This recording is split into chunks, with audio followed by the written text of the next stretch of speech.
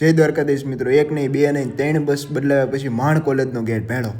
એક્ઝામમાં ચીઠીઓ ન બનાવે તો સમાજ આપણને સ્વીકારે નહીં. વાઘને જોયા પછી નીકળી ગયા ઘર બાજુ. ત્યાં દોસ્તારનો ફોન આવ્યો કે વૈયા લવ ગાર્ડન. પછી મેં એના પાટિયા વસાડી દીધા. મેં કીધું જો ભાઈ, આ લવ ગાર્ડન નથી, લો ગાર્ડન છે.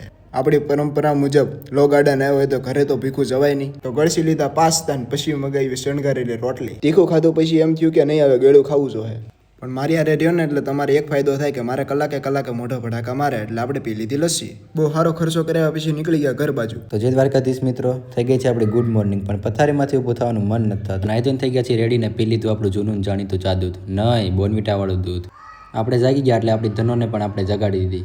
ઘણી મહેનત બાદ ધનો જાગી ગઈ ને આપણે ધનોને લઈને નીકળી ગયા મંદિરે જવા માટે. પહોંચી ગયા મંદિરને કરી લીધા દર્શન. હર હર મહાદેવ.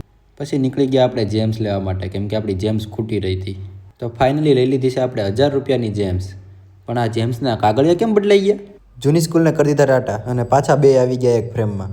પણ કાલની જેમ આજે જમવા નથી જવાનું, આજે જવાનું છે પ્રમોશન શૂટ માટે. તો પ્રમોશન થઈ ગયું છે પૂરું. તો બસ આજના માટે આટલું જ. જય દ્વારકાધીશ.